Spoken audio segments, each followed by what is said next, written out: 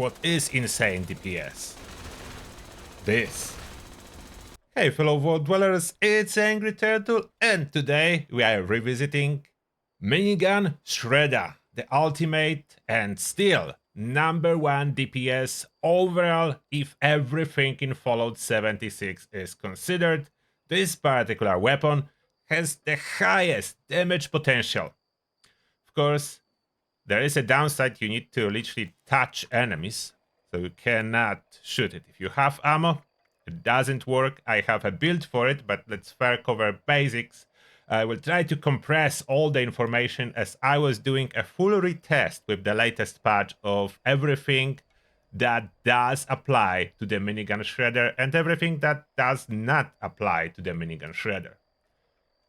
As you can see, I have on this one Furious, Bash Damage, Strength, Pinpointers. Furious only a little bit applies. The main effect, damage per onslaught stack, that do not apply. The stack increase effect does apply. And there is one onslaught effect that works, that is a weak spot damage. So that's very little of damage increase, but most of the prefixes does absolutely nothing. And this one does a little bit, so that helps. Bash damage works a lot, though it's great. Strength, keep boosting your damage, one of the best stats to increase if you want to up your damage with Minigun Shredder. A lot of people will tell you strength doesn't work. It absolutely does work, don't listen to them. Weak point damage does work, pinpointers, and that applies as well to perks. About the barrel, doesn't matter which one you have. The important part, you need to have installed a Shredder mode that looks like that. That's a Shredder mode that needs to be installed. The paint, the sight, up to you, doesn't do anything. Doesn't do anything for this particular build. And what is the build, you may ask? I will try to go quickly, as that's a very specific build. It only applies to the Minigun Shredder. To other stuff, it will not. The clip from intro, I did use follow through for maximum performance, but normally I don't use it. I did it for the best possible intro clip. I don't need this extra damage. It does apply, so follow through, taking one for the team does apply, but now I will just... Why server? Not now server. I normally run strength on the Minigun Shredder and on melee builds, as I'm not sneaking outside of the Guardian situation. Twitch spot sneaking can be absolutely used for maximizing the damage output. I will talk more about Guardian and its gimmicks as a test subject. As a DPS dummy, the best DPS dummy we have in the game is the Guardian. If you want some details about this extreme performance of jetpacking and taking it down. But generally for this build, strength, extra 5 above the limit, that increases overall damage of the Minigun Shredder. If you really care about maximizing, it's not really necessary. This perk could be anything. My standard endurance, intelligence, agility, luck, taking one for the team that I usually run. Now the perks related to the Minigun Shredder, as that's our topic. Radioactive strength, that's the core. It does more than the card says. It does work when you are using Minigun Shredder, but spinning it up, it doesn't consume glow. And it increases damage approximately by 10-fold. So that's the key. Only available for ghouls, yes. For humans, you can run Minigun Shredder. It's still very powerful. I will show you without this card what's the difference with and without radioactive strength. Some carry weight, always handy. Some tankiness, I do have it in here. Basher, that's the important one. That's increasing the damage of the Shredder a lot. Some more tankiness. Even more tankiness. About bullet shield, it does work with Minigun Shredder when you are attacking enemies. It doesn't work just by spinning the Shredder without ammo. It does work though when you hit enemies, so this will activate. Cola Nut I have here as strength work, so I can use Nuka-Cola Dark to boost my strength if I really want to squeeze in damage. In regards to the initial intro Guardian, there was no buffs running. To be honest, the buffs ran out before I was able to get the clip. So the intro Guardian was done without any buffs, no boosting. Glowing Gut to keep our glow, as we need glow to use radioactive strength.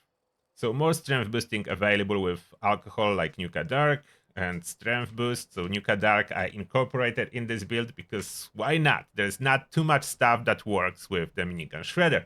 If you want to ask about limb damage related perks that I didn't include, everything that I didn't include doesn't work with Minigun Shredder. That's the quick answer. Demolition Expert surprisingly does work and boost damage of the radioactive strength. Why? Don't ask me. It boosts damage. Batch is included for carry weight. So here, oh, what? That shouldn't be here. So I actually did that with this card, which is incorrect. So I could have done even more damage on the Guardian. Too late now, but I will replace it to correct one. It should be Gunslinger, as this one worked with the Shredder. That should be Gunslinger. I don't know how I messed that up, accidentally switched a card. Adrenaline doesn't work with the Shredder. I just have it on this build. Why not? All the Onslaught perk cards are mainly to increase the stacks. The range damage to close enemies doesn't work with the Shredder. Reload is irrelevant, and only thing that does work is weak spot damage. So there is so little stuff that works with the Shredder, and I wanted to optimize everything, so I put even the little helpers. Covert Operative will work, surprisingly, with the Shredder when you are sneaking. Not really necessary, you could swap it to whatever else you want in here. Nothing else will work with the Shredder. That's the downside, but you can use something else. Luck, One Gun Army does work on the limb damage aspect. It will help you cripple faster and stagger enemies. Ricochet, Four-Leaf Clover, that's for different weapons. Class Freak, that helps reduce side effects of Mutations. Curator, if you plan to use Bubbleheads. Crit Savvy, that's for other weapons. Junk Shield for tankiness. And Faulty Spots does work with the Minigun Shredder.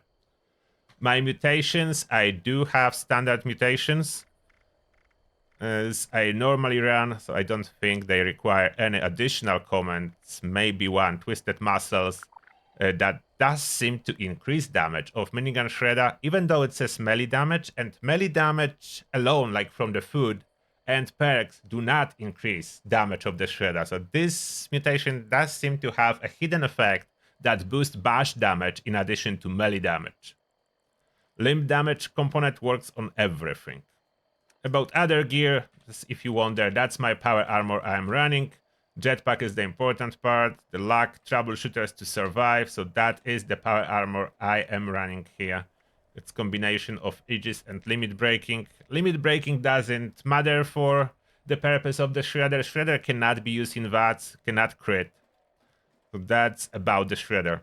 Now, a little bit of Shredder performance on normal enemies. How much damage actually Shredder does per hit, and damage numbers that do not reflect its actual damage you will see by example of super mutants that have around 1200, maybe 2000 health, something in this range. Definitely over 1k health on super mutants.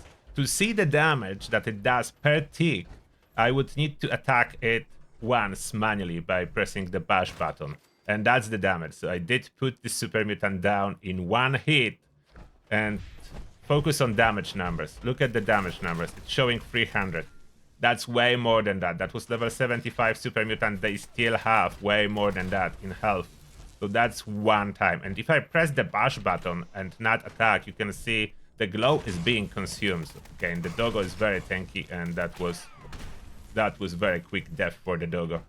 When I use it normally, in first person, it's not good. If I spin it, then jump, it stops doing damage. So you cannot use it like that. That's why I'm running in third person view. And now if I spin it, you can see it doesn't consume any glow. It's doing crazy damage and attacking about 25 times a second. So it absolutely destroys everything and as soon as you touch. Now, let's try to go back to the Guardian. For the Guardian, so boosting chems, if you choose to use them like Psycho buff, the strength component will boost your damage. The flat out damage component will not really boost your damage. So only strength is really increasing the damage of your minigun shredder that you can consume. There is some food that you could consume, and there is Nuka-Cola Dark if you wonder why I have this particular perk combination. Okay, look at my luck, it's 28. Now I consume Nuka-Cola Dark, and now my luck is 46. On top of that, you can see Nuka-Cola Dark. Where are you hiding? In food. 6 strength, 6 endurance. Strength again boosts my damage. The duration on Nuka-Cola Dark cannot be extended, unfortunately. And this time around, we are going without follow through, so no sneaking perks. You can still crouch if you want to and get the sneak attack bonus, but I will show you without. So what damage can you expect if you don't try to sneaking with this minigun shredder as well, assuming I will be able to do it. Okay, I will tell you the secret. The intro took me like an hour to get a good take. I'm not good flying with the jetpack, but I still like it. It's like clean cut fight with the Guardian. No cheating with placing power armor frame, although it's possible. And cheating, I'm just half joking about it. It's not really cheating, it's something you can do. It's just possible to put the power armor frame and sit on it. Now, what damage can you expect? So we are flying, no sneaking. And of course, rubber bending hopefully will not happen again. Now I'm spinning the Minigun Shredder and look at the damage. So that's no sneaking. Still insane damage. No sneaking is really required. Now switch weapon so I don't get ammo for the Shredder. And that's how fast it goes. It's really huge damage, even without any sneak bonuses. What was that, like 5 seconds to kill it? After I managed to finally fly at the right spot. Hovering with a jetpack, it's not such an easy skill. Now, you probably wonder what happened and what performance human could expect that cannot use radioactive strength. So we'll do another approach. We unequip this perk card. You will see how big of a difference it does without radioactive strength. Reset the Guardian. And we are starting the Guardian again. This time around, we do not have the main power perk. So we'll see what's the difference. If you are new to the Guardian and you wonder how I'm taking his shield so fast, so the shield takedown is affected by my limb damage. So on my 50 cal I have limb damage, there I have additional limb damage, and the bullet shield plus ricochet, that's what giving me insane amount of reflected bullets. So Guardian basically is taking its own shield down. Here it goes, and I'm just popping a toxic goo to keep myself alive. Just need to shoot from time to time to trigger bullet shield, so my total deflection chance is over 60%, which is good. And now he cannot hit me somehow. Come on, there we go. So now without the perk, that will be completely different story. Look at that. No perk now. Look at the damage. It's still doing solid, but that's what you would expect on the human, and I'm running out of AP. So that's what you would expect as a human. Can I still finish it if I add the card? I don't know, I'm running out of time. Radioactive strength. Maybe? Look at the damage difference. Look at the damage difference. Radioactive strength versus no radioactive strength. Almost tenfold damage increase. For those of you that wonder about it, yeah, that's what giving the main power. It's ghoul exclusive, but even if not ghoul, the damage for humans, so without that, is comparable. Need to be honest, it is comparable damage to auto axe without the radioactive strength. With radioactive strength added, there is no comparison to anything at all in Fallout 76 damage-wise about the Shredder. If you have any questions in the topic, please drop them in the comment section and I will attempt to answer as many as I can.